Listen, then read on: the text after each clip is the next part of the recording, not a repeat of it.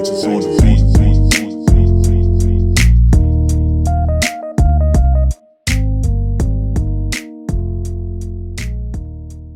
What is good, everyone? It's your boy Natsu with another video for the channel. Welcome back to DMVSportsZone. And today I have none other than the John Keim, ESPN NFL Nation reporter for the Washington Football Team here on the show. And John, thank you so much for taking the time to be on the show. Really appreciate it. We have a lot to talk about, obviously, with all the rumors swirling around this Washington Football Team. And I guess first and foremost, though, to help out the channel, I was wondering, John, if you give us a little introduction into how you got into sports journalism and how you got into the current position you are at right now as the Washington Football Team reporter for ESPN. Well, first, thanks for having me, and I appreciate your patience in trying to line this up. It can always be a pain. I have to do this myself, so I understand it. So I appreciate your patience doing that.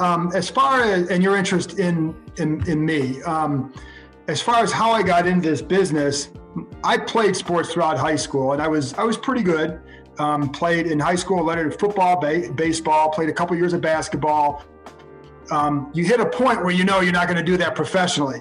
And so my thing was, what do I then want to do? Do I want to go into coaching? Do I want to go into PR or writing? I had an older brother who was 5 years older, who was was going into journalism, and he was a sports writer for a few years and became an editor at the Cleveland Plain Dealer.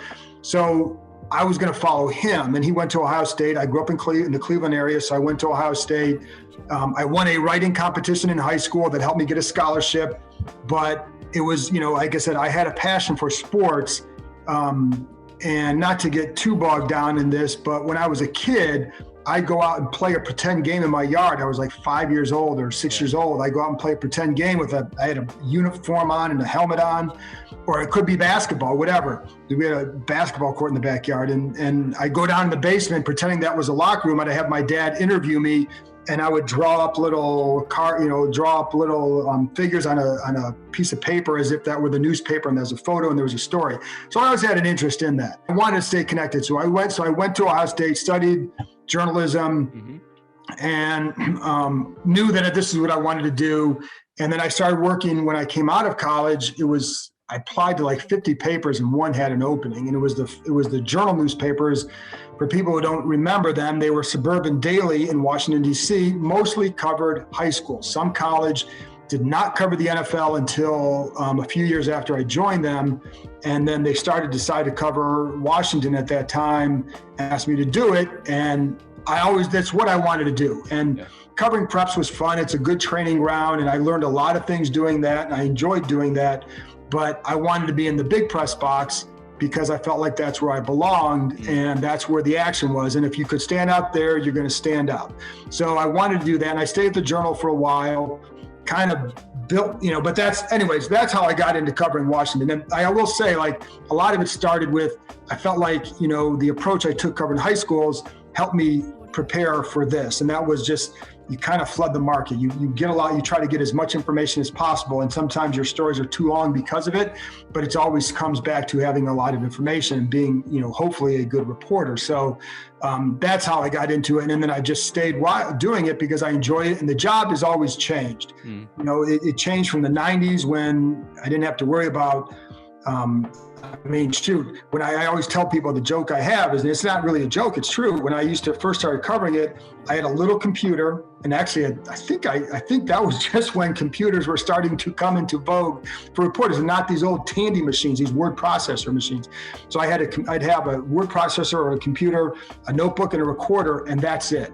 Now in my bag, I cover all sorts. I cover camera. I cover an ESPN mic stick. I have to bring a bag with other things to connect to the TV. If I have to go on TV, I have to bring powder for my face in case I go on TV. You don't want the glare. You have to bring a brush in case I have to go on, and little hairspray. It's all sorts of things because the job for me has changed so much, which I enjoy, and it's been very different. So just kind of stay with it because I do like what I do. Thank you. It's a long answer, but it is, I've been doing it a while, but I appreciate you asking. No problem. We greatly appreciate you giving us, a look at how you got to where the position that you're at right now. We all know and love you from your reporting for the Washington Football Team, but it's great to take a look back and see your history up until this point.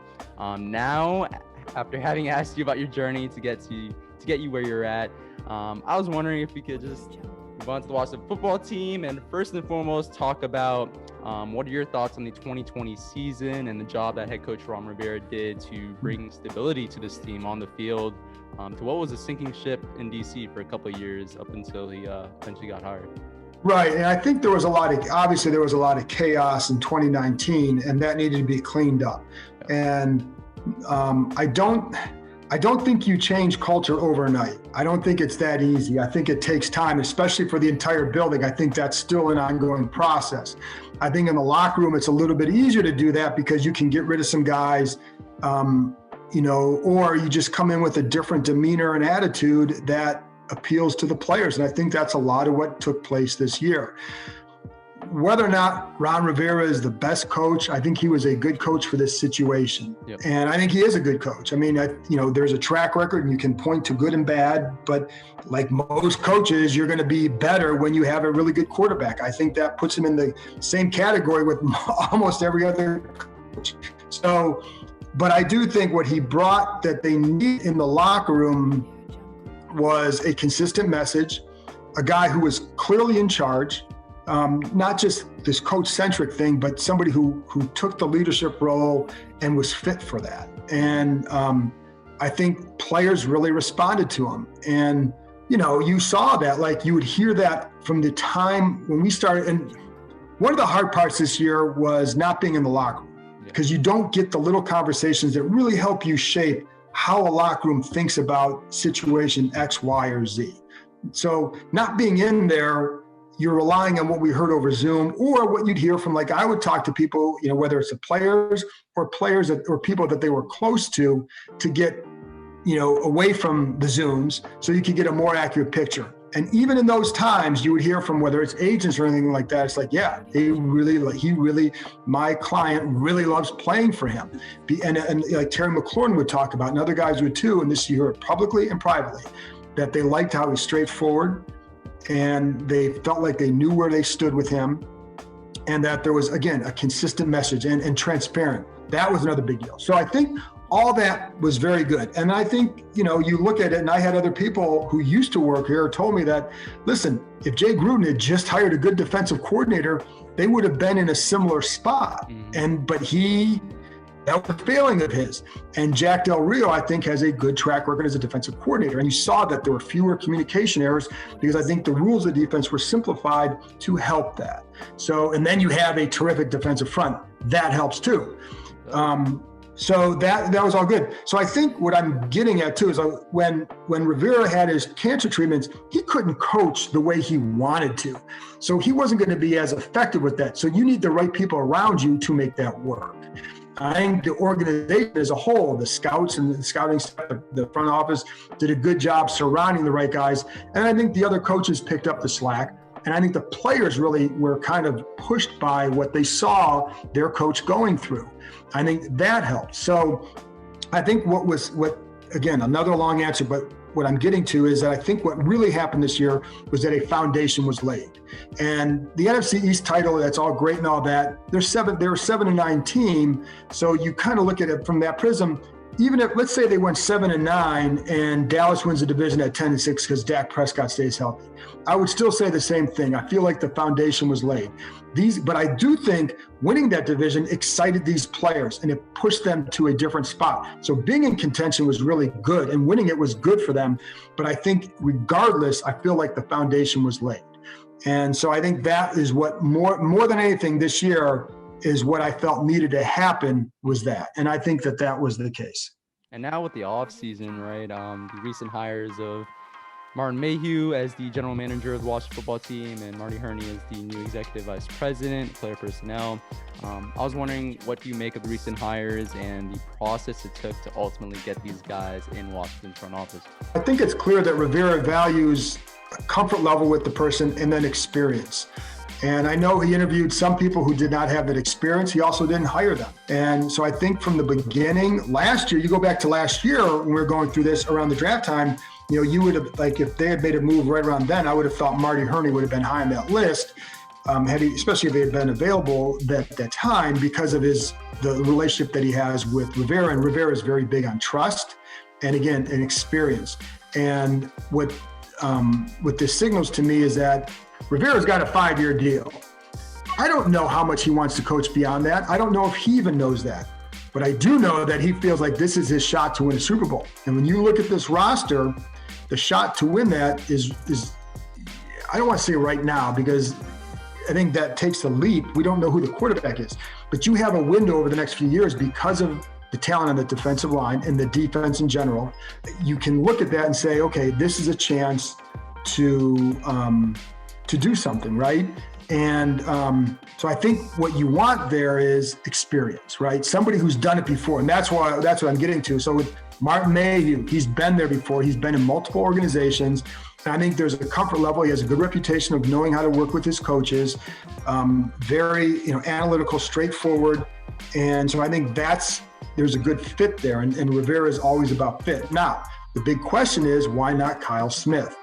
And I think Kyle Smith has a really good reputation as for what he does around the league and for people who have worked with him in the past.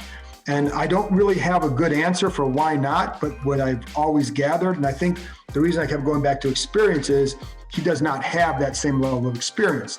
Now, you can make a case that maybe because he grew up with a dad who's a GM, that maybe he's like a little bit like a Kyle Shanahan type. But it only matters what Ron Rivera thinks, and clearly he didn't feel like he was ready. I think that his staff did a really good job, Kyle Smith's staff, but you don't know how he's going to be in that role because he hasn't been in that role. And so I think if you're a coach who maybe sees their window in the next few years, you're going to go with guys that you feel have done it and you know what they can do, and they have a reputation for what they've done in those roles. So I think that's a big deal for him. Whether or not it works out, I don't know. They may regret letting, because if Kyle Smith ends up leaving, which I would expect based on everything I heard, they may really regret that down the road. Or we'll see if they build something good, if they get a good quarterback in here this offseason, people will just move on. So, but I think, but what it signals to me first and foremost, as much as anything, is the trust and the experience matter to Rivera. And I don't think that he didn't distrust Kyle Smith. I don't know that. I just think he trusts the experience as much as anything. Do you believe that this general manager search started maybe perhaps earlier in the season and now it's culminating the hire? Or do you think they've had more so talks after the season has concluded and eventually hired Mayhew and Hurney in the front office? What are your thoughts on that? I think this is one that was an ongoing desire to add somebody in that role. I think it also was see what you need and what the role is and what you're looking for, and maybe to see if he actually is Kyle Smith ready for that role. And again, people can disagree whether he is or isn't. The bottom line is Ron Rivera thought somebody else was more suited for it. So let's think along with what he's thinking, not so much what I think or someone else thinks. So clearly you can look at it like they reached a point where they had decided that maybe Kyle Smith wouldn't be ready for that role just yet. And for whatever reason, and again, not to get sidetracked, but I've talked to people about that where they feel like maybe because of his ties to the past, the Bruce Allen era, that worked against him. I don't know. That's a theory by some. So, but anyways, as going to your question, I think they've been looking for something all along. I also think what probably really heightened the desire is all the stuff that happened this summer and then this season. I've talked to so many people who say the coach-centric model really doesn't work. You need to have somebody else there handling stuff. And I think, you can still have the coach have the power, but you need to have somebody else there to take stuff off his plate. So like if an agent calls complaining about why isn't my player getting X, Y, or Z, or why is he not playing? Why is he not in this role? You can funnel that through the general manager, who can then go give, instead of an hour conversation with Rivera, he can give him the 5 minutes Cliff Notes version of that call. Things like that. So take some things off his plate.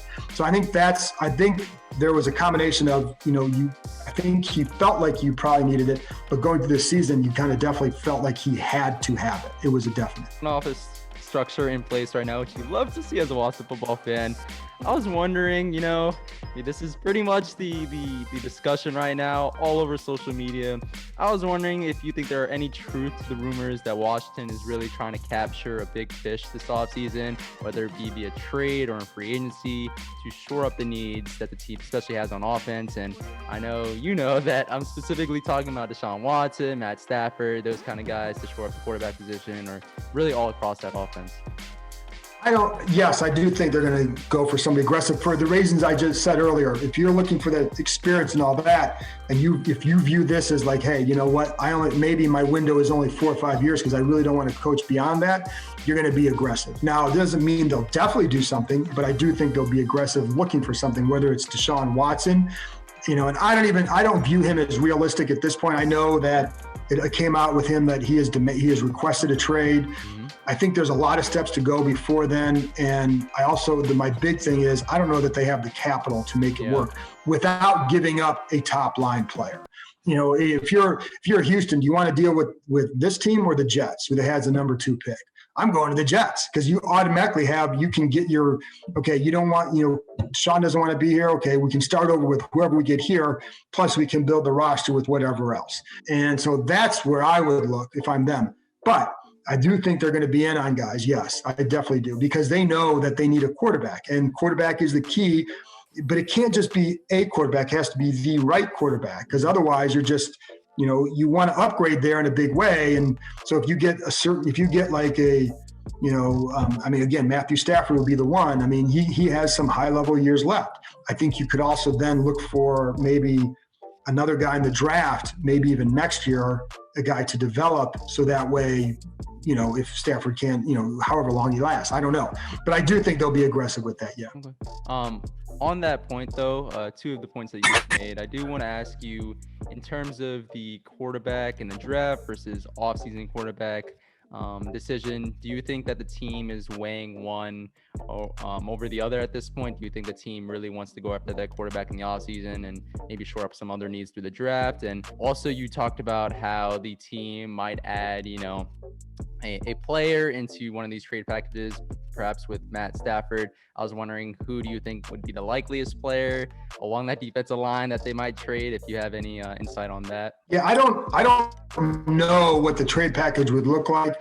I had Joel Corey on my podcast the other day, and he felt it would be like a first and like maybe a future 2 or something like that. And I even brought up the idea of a player, which I think if you're going to do a play, you've got to give one of those defensive linemen, because that's where the depth is, and that's what Detroit would want. It's like if you're going to give a guy, people keep saying, "Well, give him Alex Smith." Well, they don't want Alex Smith. I mean, it's a great story, but why you're giving away something you don't want? Let's be honest. That's not how it works for other teams. So they're going to want something good in return if you can't offer a better pick. So you have to think a good starter, or if, as Joel pointed out to me, like, Detroit's starting over. They're going to want assets, meaning picks. So that's why I say maybe a first and a future 2. I don't know if the 19th pick is going to be good enough to do that. So, but as far as like which way you'd want to go, I think it's really hard to rely on the fact on having a quarterback being available at 19 that you feel is going to get you over the top.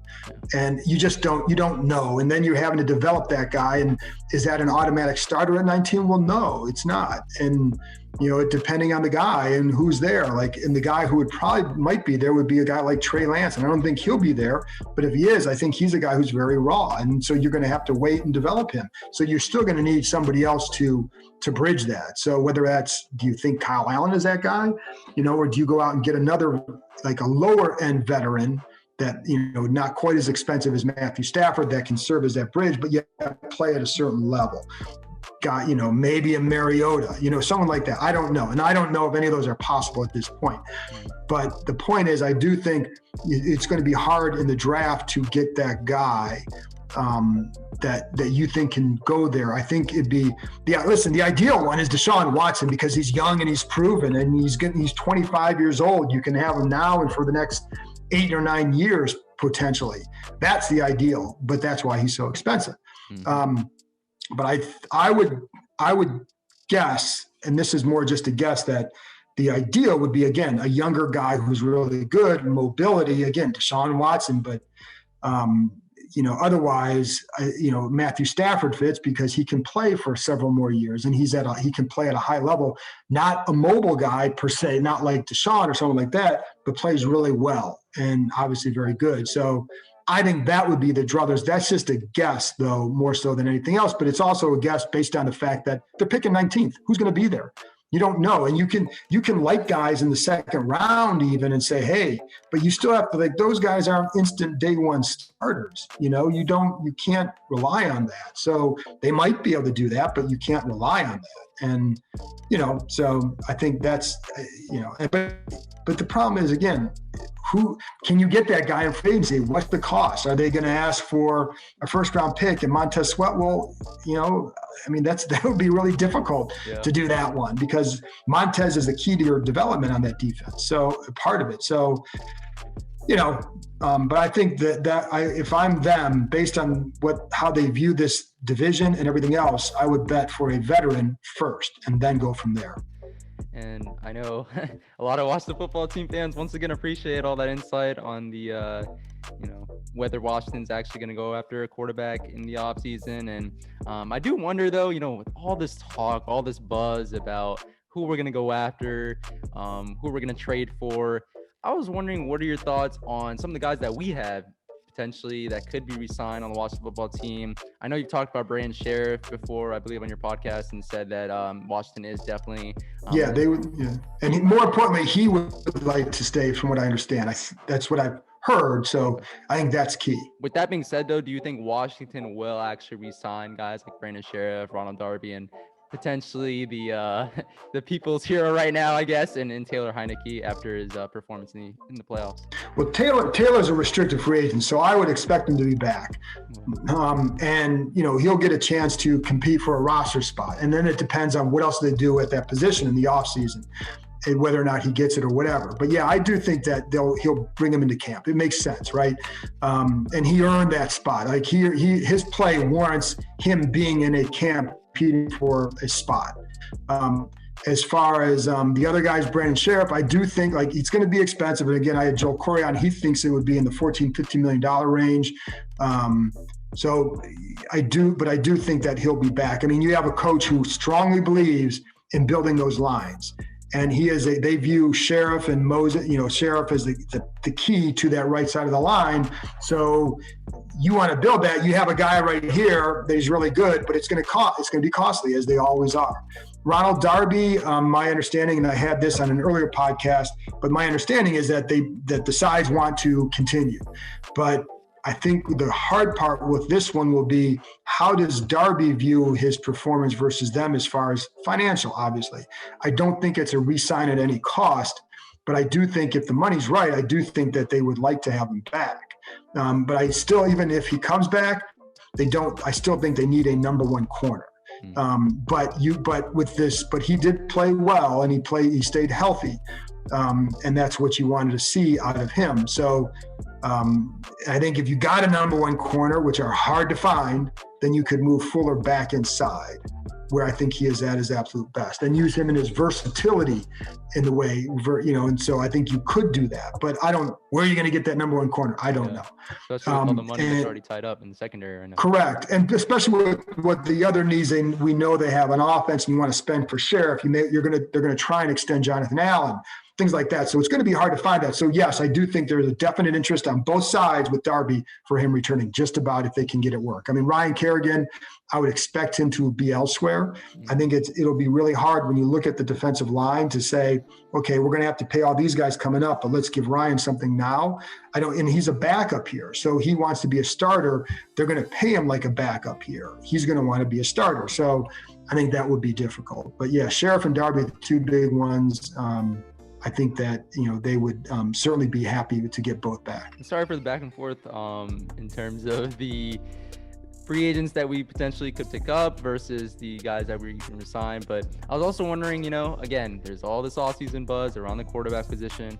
I was wondering if there are any under the radar guys, any under the radar positions that Washington might want to shore up in free agency or via trade to really just shore up the team and really make a run next year? It's hard to say under the radar because I think everything is such under the microscope that I don't know what's under the radar anymore. We all know what they need, right? I mean, you and I both know they're going to need another receiver, right? And I still, Logan Thomas had a really good year. You need another tight end and somebody who can do maybe stretch, somebody who's a little bit more I don't want to say downfield threat, just another pass catching threat to take some pressure off. Yeah, I think Allen Robinson would be a good pickup, very good pickup. I also think a guy like Juju Schuster, someone that will command interest. Curtis Samuel played for Rivera in Carolina, will command interest. I think this is a really good. Last year there was really only one blue chip receiver they thought was available, which was Amari Cooper. They were very aggressive going after him. I think they'll be aggressive going after somebody, but I don't think they're going to be as aggressive because there are more choices, I think, this offseason. And it's a good draft for receivers, too. So, again, do you have that 19th pick? And there will be some guys there that will probably entice you. So I think that, but I do think that position is definitely one that they're going to pursue. So that's one. And then tackle, I think they're going to need another tackle. That's definitely one that they're going to have to look at. Villanueva from Pittsburgh is going to be a free agent. I think he would make some sense. Just, again, depends on the cost. I think defensively, I think they're going to want to see about another linebacker and then also a free safety. The one thing with a free safety is that Rivera, when he was in Carolina, they never paid big money for safeties. Everything was about the fronts, which I'm okay with. But I do think that's a spot that they could address. And again, corner too, because corners are like, you always want depth there, but the only corners that I would go for are guys if you think he's a high-end corner, because otherwise I just think you already have those guys on your roster. Do you think, at least what it looks like right now, do you think going into the season that Cam Curl and Landon Collins could potentially be that starting safety duo in the secondary? Or do you think that potentially Landon Collins can move down to the linebacker position? Because I know a lot of fans out there are thinking that's what's going to be the case because, Cameron Curl did really show out at the strong safety position in the regular season and the playoffs as well. He did. And it's funny because I have a podcast coming out Monday where I talked to Matt Bowen about what it would be like going from safety to linebacker. So for Landon Collins, because I do know that they view his skills as a guy with his skills, he can play strong safety, big nickel, or linebacker. Now, I don't know that they're going to move him to linebacker. I haven't been told that. I just know that the skills translate. But what they do need, early in the season, if you remember, until he got hurt, it was Cam Curl was the big nickel. And they use that package a lot. So I could see one of those guys filling that role as well. So you could have both of them on the field for a certain number of plays. We also don't know how Collins is going to be coming off an Achilles. So I think that's where Cam Curl has an edge. And I loved how Cam Curl played. I'm a big fan of his. But you could get them both on the field with one as a big nickel if they don't want to move him to another position. I think you're going to want to see where he's at because you can't just say, hey, we'll move him to linebacker and solve the problem, because you don't know where he'll be. So what if he gets there and he can't play and you passed up other guys because you hope that this guy would be not only recovered from his Achilles, but then make the transition? I think that's a lot to ask. So but I could see it as a big nickel, strong safety duo. I don't think that I would look at one of those guys at this point as the free safety. I love where they had Cam Curl. I would keep him in that role because I think that's where he is really good. Last but not least, Sean, thank you again so much for taking the time. And I know you're super busy. You make great content, do great reporting for this Washington football team, and all of us fans greatly appreciate it. The last question for the interview before we wrap up, I do want to ask you, we started off the interview talking about your career and how you got to the point that you're at right now, and also your thoughts on the 2020 season. Looking ahead, what do you think of the future of this Washington football team that you've covered for so many years, with all the young pieces we have, the coaching and front office infrastructure we have in place, and the ample cap money and draft capital we have for at least the next 2 to 3 years? Do you believe that this team is really on the path to sustainable success for the first time since, I was born 20 years ago, if we're going to be honest? Right. I can't say just yet that and I think they took definite positive steps. I would say, yeah, I think they're heading in the right direction, but I'm going to add that I think this offseason and the next season are key, because they've had years before where you think, oh, they're taking this step, and they never did. And so I don't want to sit here and say that, oh yeah, now it's going to be great, or it's going to be all these great stuff, because we don't know that yet. I want to see who's going to be the quarterback. What did it cost to get that player, right? I do think there are good signs. I do. I mean, like I said, the locker room culture is much better. I think they're bringing in the right kind of players. Let's see how the front office shakes out. Again, Kyle Smith is respected. One guy's not going to cause your organization to crumble or whatever. If it is, then you didn't have a good organization. But how do they replace what that group was doing? Then the other key is, I think, what does Dan Snyder do? They've had an issue, like their quarterback decisions in the past, trading for McNabb, trading up to get Robert, and then basically the way he handled Robert when he was here, telling the scouts and the football staff that, or not telling, but drafting Dwayne Haskins. That was Dan Snyder and Bruce Allen. That wasn't the football side. So does he allow this group to pursue the players they need to and not interject himself because maybe you see marketing options over here, or maybe somebody told you this and you want to go this direction? Let him, be informed, but you don't need to be involved with it. Let these guys make their decisions. And if they do, yes, I think they have a chance, because I think Rivera is a professional coach, man. And the players buy into him, and that matters. And I think the staff buys into him. I think that also matters. So I do think that things after this year, I think I would be encouraged if I were a fan. But let's see where they go from here, because too many fans have had that hope, and the hope keeps getting pulled away. You're right, John. Yeah, so that's why I don't want to go to a certain point yet, because I've seen too much. But I do, like I said, I think Rivera is a good coach.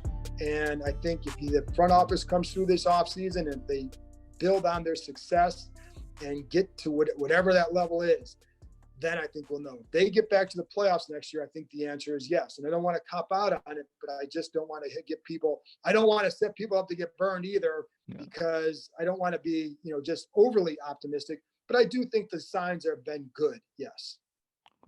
Completely fair. I definitely agree with the wait and see approach. It's gonna be a pivotal offseason, and I'm looking forward to it. I'm looking forward to seeing what moves we make and potentially shoring up that roster and really giving us fans something to cheer for, right? Consistently, because that hasn't really been the case, like I said earlier. But thank you again, John, so much for being. Thank you so much for being on the show and taking the time once again to take part. And we greatly appreciate it. Once again, please make sure to like, comment, subscribe to the DMV Sports Zone channel, guys, if you haven't already, where we get great people like John to come on the show and really give his insight on the Washington Football Team. And with that being said, John, is there anything you want to plug? Or I know you said you have the podcast coming up for people to listen to. Yeah. In my podcast, and that's the John Keim Report, and I'll have Matt Bowen will be up with me. I think that'll come out Monday. Joel Corey's on with me. That's up now. And then, obviously ESPN.com. That's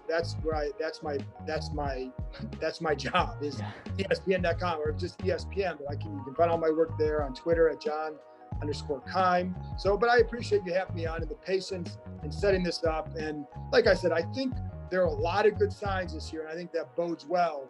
See how they build on it. Agreed. Thank you guys so much for watching, and see you on the next one. Peace.